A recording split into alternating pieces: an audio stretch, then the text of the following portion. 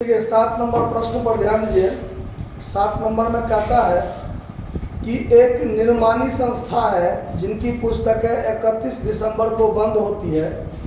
1 जनवरी 2011 को 50,000 में एक मशीन क्रय की, 1 जुलाई 2012 को 10,000 की तथा 1 जनवरी 2015 को 16,000 की अतिरिक्त मशीनें और क्रय की। ठीक है, 1 जुलाई 2012 को क्रय की गई 10,000 की एक मशीन, ठीक है, और उसको 30 जून 2014 को 5,000 में बेचा। 5 वर्ष के लिए आपको मशीन खाता बनाना है, 10% क्रमागत ह्रास विधि पर काम करना है। तो अब देखिए इसमें 1 2 3 मशीन को खरीदा गया है। तो 3 मशीन है तो अलग अलग नाम रखेंगे। 2011 जनवरी 1 को जब हम शुरू करेंगे 2011 जनवरी 1 को, तो टू कैश या बैंक अकाउंट जो लिखिए, मशीन 1 कितना में खरीदे हैं 50,000 में, तो यहाँ पर 50,000 लिख देंगे। उसके बाद 2011 में कोई लफड़ा नहीं हुआ है। 2012 में दूसरा मशीन खरीदे हैं तो 11 भर तो बात खत्म हो गया। तो 2011 दिसंबर 31 को बाय डिप्रिसिएशन अकाउंट मशीन 1 पर 50,000 का कितना प्रतिशत लगता है 10%। तो 50,000 का 10% 5,000 लगा दीजिए। अब ये सवाल इस वर्ष के लिए बंद हो जाएगा। तो यहाँ हो गया 50,000 और सेम डेट में जो बच जाएगा वो बाय बैलेंस CD 45,000, ये M1 के लिए होगा। अब 2011 में आइए, जनवरी 1 को टू बैलेंस BD कर दीजिए। मशीन 1 का कर दीजिए 45,000 और ये 45,000 हो गया, बात खत्म। और जुलाई 1 को 2011 में जुलाई 1 को 2011 लिखा गया है, 12 होगा ना यहाँ, हाँ 12। तो जुलाई 1 2012 को 10,000 में एक मशीन खरीदे हैं। तो फिर यहाँ पर टू कैश अकाउंट कर दीजिए मशीन 2 10,000 रुपया। अब 2012 में और दूसरा कोई काम नहीं हुआ है। ये वाला मशीन को ध्यान रखना है। जुलाई 1 2012 को जो मशीन खरीदे हैं, सवाल में आगे दिया हुआ है कि 30 जून 2014 को बेचे हैं। तो 2014 में जाके माथा पेची होगा। अब नेक्स्ट जो दिक्कत है वो 2014 में आएगा। 12 और 13 में कोई माथा पेची नहीं है ना। तो अब इसमें 2012 दिसंबर 31 को बाय डिप्रिसिएशन अकाउंट लगाइए। मशीन 1 पर ये 45,000 का 10% 4500, चूंकि रिटेन डाउन वैल्यू मेथड से है।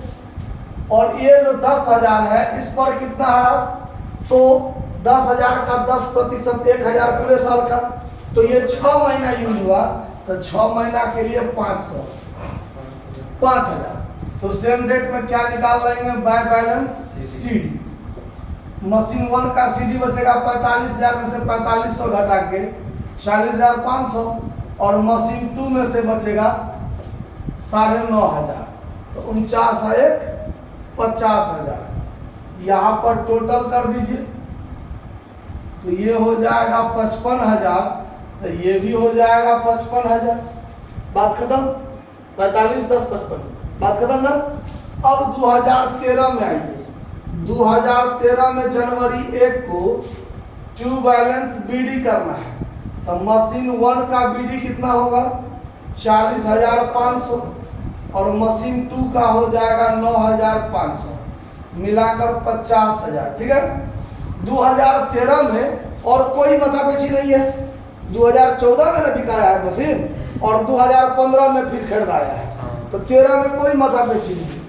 तो 2013 दिसंबर 31 को आप लगा दीजिए बाय डिप्रिसिएशन अकाउंट मशीन 1। अब ये जो 40,500 है इसका 10%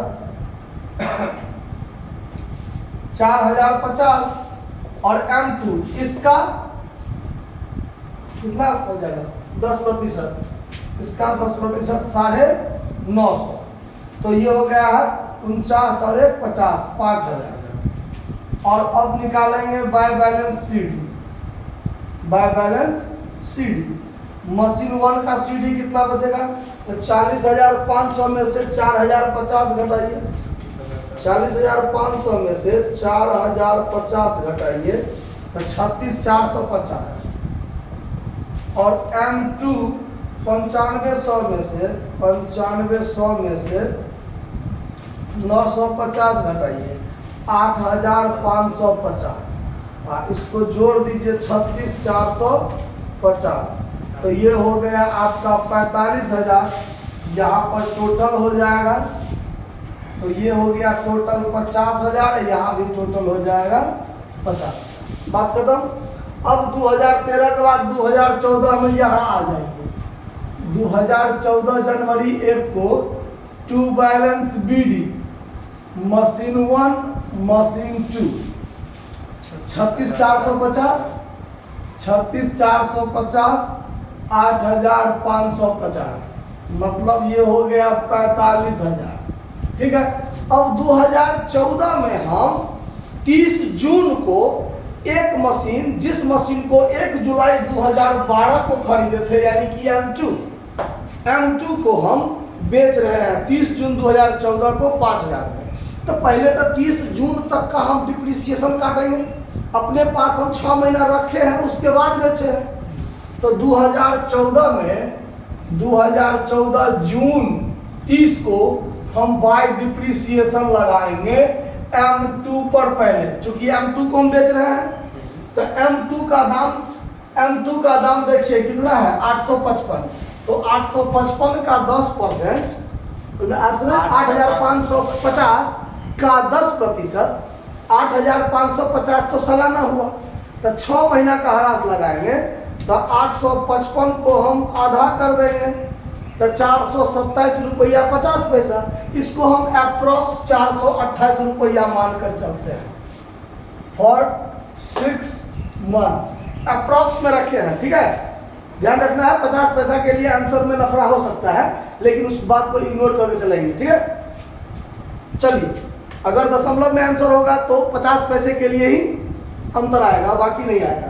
तो 428 रुपया 50 पैसा। अब देखिए 8,550 में से 428 रुपया का हम डिप्रिसिएशन लगा दिए, 8,550 माइनस 428 रुपया। अब उसका दाम बचा 8,122, और उस मशीन को हम बेच दिए बाय कैश अकाउंट, सेल कर दिए हैं मशीन 2 को कितना में 5,000 में। इसका दाम बचा 8,122, 5,000 में हम इसको बेच दिए, तो 3,122 रुपया हमको क्या हो गया, लॉस हो गया।